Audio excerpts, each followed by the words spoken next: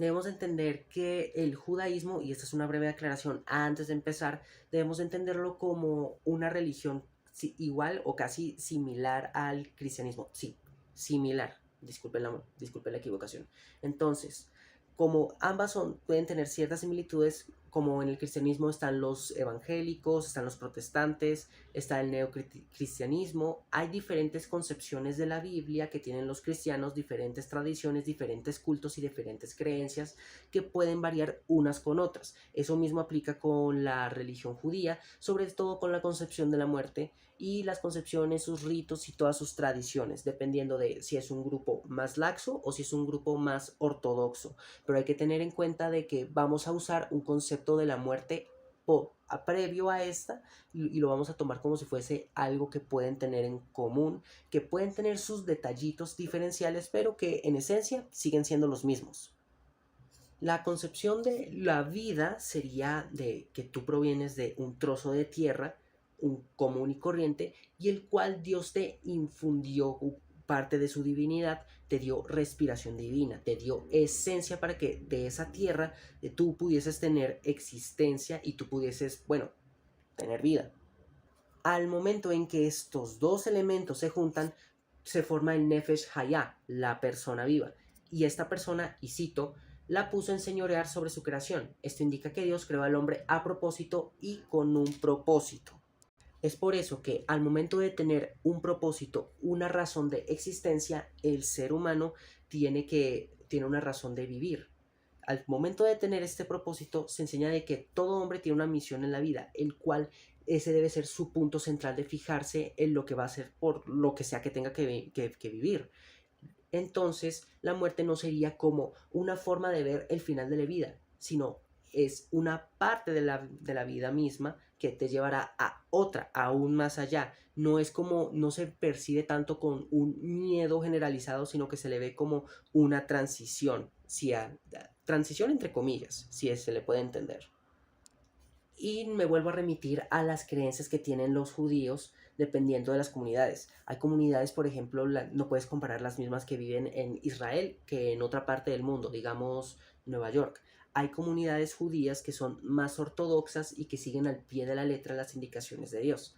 Porque vamos a hablar de los ritos y demás. Eso es debido a que debemos de tener en cuenta de que antes de la muerte el ser humanos, al ser un judío, tiene que seguir ciertas reglas, instrucciones y ciertos mandamientos para que así pueda transitar y llegar al paraíso, que para la gente del judaísmo sería como una meta, una meta como algo importante para ellos. Entonces hay ciertas leyes que serían llamadas el halajá, un cuerpo colectivo de reglas religiosas judías que se extraen de los libros sagrados del judaísmo, como sería el Torá. Entre esas hay unas alrededor de 613 mandamientos, los cuales los judíos tienen que seguir poco a poco. Y vuelvo y repito, dependiendo de la comunidad judía van a haber unas reglas que sigan y otras no. Pero hay ciertas reglas que la gran mayoría de comunidades judías siguen en común y siguen al pie de la letra, como sería el no comer carne de animales impuros, como sería el cerdo, por ejemplo. Ese tipo, o nada que provenga de este animal. Entre estas reglas podemos decir unas cuantas, por ejemplo, redimir el primogénito del burro, que no nos sea visible el Hametz Pesach, consagrar los primogénitos en la tierra de Israel de los animales puros y el burro, no sacar el Korban Pesach fuera del recinto hogareño, ingerir matzah, que es un tipo de pan, degollar el Korban Pesach, ingerir la carne de este, no comer del nervio ciático de ningún animal, no traspasar el límite territorial del Shabbat, saber que existe el Eterno, honrar al padre y a la madre, no hacer melajá en Shabbat, no asesinar al inocente, no mantener relaciones íntimas con una mujer desposada con otro varón, no raptar a un hebreo, no testificar falsamente, no codiciar, no hacer la forma humana, incluso como arte, no construir el misbesh con piedras talladas con metal. Es una cantidad de reglas que, volvemos y repetimos, hay algunas comunidades que se las toman más en serio y debido a que los libros religiosos tienen ciertas formas de narrarse que pueden dar pie a la interpretación libre, hay personas que se las toman de forma demasiado literal, mientras que otras se la toman de forma metafórica, eso dependiendo de las comunidades judías. Con respecto a lo que es el momento de la muerte dentro del judaísmo, se tienen distintas creencias. Una de estas es el hecho de que en el momento en el que la persona muere, si bien su estancia en este mundo físico y terrenal que conocemos ahora finaliza, su existencia en general no termina, sino que por el contrario, el alma, que es la parte que pertenece a Dios, retorna o regresa a ese reino espiritual, y el cuerpo, que es pues la parte física, se convierte en polvo o en tierra, como dice la religión que fue creada el ser humano. Asimismo, se cree que el momento en el que una persona o un ser humano llega a ver a Dios, a esta figura divina, es precisamente en el momento en el que esta persona muere, ya que, como lo menciona el mismo Dios, no existe humano que sea capaz, que lo haya visto a la cara, ya que se dice que la persona que haya, o el alma que haya visto tal rostro de divinidad, no sería capaz de regresar a la realidad del mundo terrenal.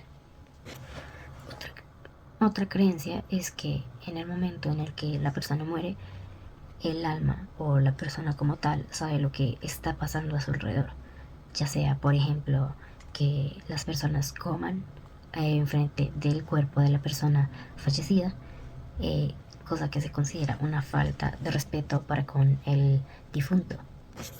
Esto principalmente ya que se considera como una burla hacia el fallecido, ya que él no puede hacerlo al no estar físicamente presente. Igualmente se dice que se debe tener cuidado con lo que se dice, con lo que las personas hablan cerca del muerto, ya que en teoría este también está escuchando las palabras que estas personas expresan.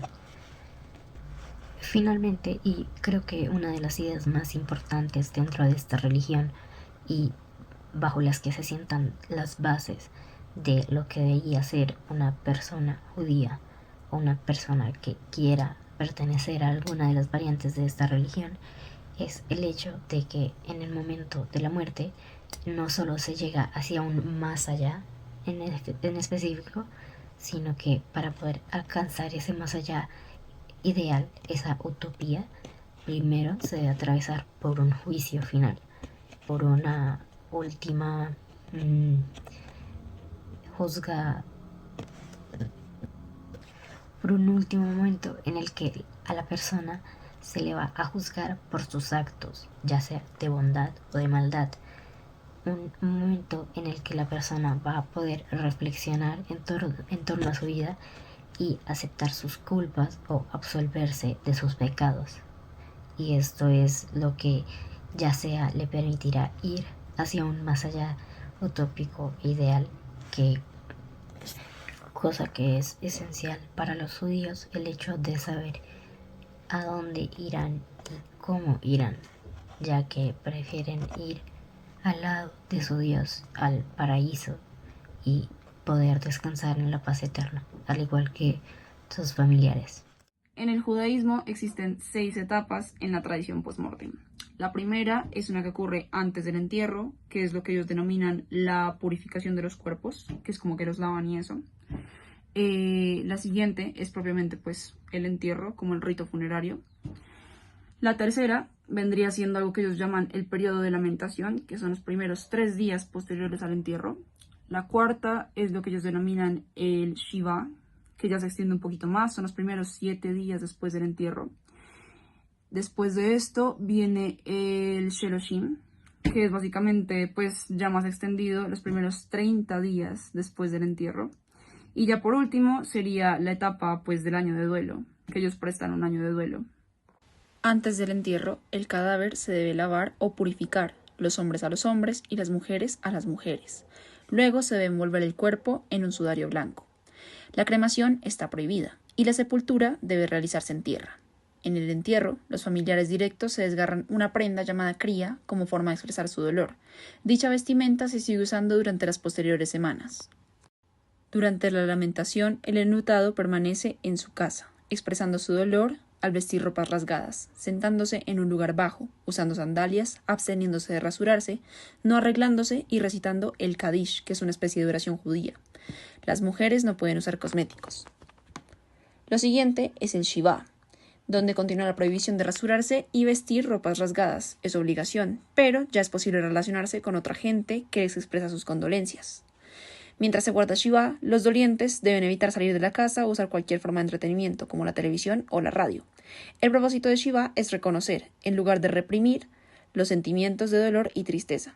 Se puede mantener encendida una vela conmemorativa, y los espejos se pueden cubrir para demostrar una carencia de preocupación por el aspecto físico. Durante el Sheloshim, el enlutado está obligado a salir de su casa después del Shiva, a reintegrarse en la sociedad, pero continúan las prohibiciones de esta etapa previa mencionada. Durante los 12 meses de duelo, el enlutado tiene prohibido participar en fiestas, tanto públicas como privadas, dado que su participación en este tipo de reuniones se interpreta como felicidad, y eso no es congruente con la depresión y la tristeza que debe estar sintiendo, pues, durante ese periodo. Es por eso que los sabios del judaísmo decretaron que, así como la separación de la vida social debe durar una semana, la separación de ocasiones de alegría y regocijo para una persona que ha perdido un ser querido o muy cercano debe ser de un año de duración.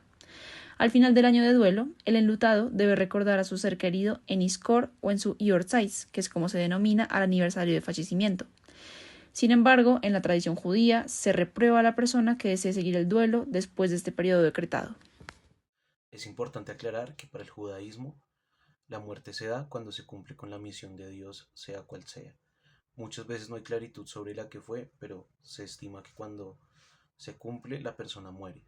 Eh, Sus familiares hacen unos rezos para que el alma se encuentre pronto con Dios, y también se debe aclarar que para el judaísmo el Mesías todavía no ha llegado a este mundo, pero cuando llegue eh, va a haber una reencarnación de los muertos y habrá un mundo donde se podrá vivir una vida divina sin guerra ni hambruna. También es importante hablar sobre el Hebra Kadisha. El Hebra Kadisha es una comunidad que está presente en absolutamente todas las comunidades judías del mundo. Esta comunidad es muy importante ya que la Torá es específica en el sentido de que dice que ninguna persona no judía no puede manipular el cuerpo de una persona judía. En este caso, las mujeres se encargan de los cuerpos de las mujeres judías y pasa lo mismo con el de los hombres. En caso de que no se pueda hacer el entierro el mismo día del fallecimiento de la persona, ya sea porque eh, están viniendo de otras partes del mundo personas a verlas o se está celebrando el Shabbat, el Hebra Kadisha se encargará de llevarlo del lugar donde esté a la sinagoga. En la sinagoga estará 24/7 hasta que se pueda sacar de la sala de velación hasta el cementerio. Una vez esté en el cementerio, el Hebra Kadisha se encarga de hacerle aseo al cuerpo. Este aseo consiste en hacerle presión al cuerpo para que toda la materia fecal salga del cuerpo y puedan terminar de hacerle el debido aseo. Según el Torá, el cuerpo debe ser enterrado lo más rápido posible y debe ser en tierra de Israel. En el contexto colombiano lo que se hace es que se utiliza un ataúd de un material más biodegradable y se le pone un poco de tierra detrás de la nuca y sobre los ojos. Una vez estén en el cementerio, las personas no pueden visitar a otros familiares, sino que deben salir del cementerio, hacer una oración, lavarse las manos, que también es una forma de limpiar los pecados, y parar en algún lugar cercano, ya sea una cafetería eh, o una gasolinera, para dejar allí las malas energías y no llevarlas a casa. La segunda parte es el Shloshlim. El Shloshlim consiste en que una vez pasan 30 días después de la muerte del ser querido, pueden poner una lápida sobre el féretro. Después pasa el Tag Shana. El Tag Shana consiste que cuando una vez se cumple el año de la muerte del fallecido, se debe rezar 2 veces el Kaddish y el Yoskir en las fiestas. Cabe aclarar que antes del Tag Shana no se puede ir ni a fiestas ni a matrimonios.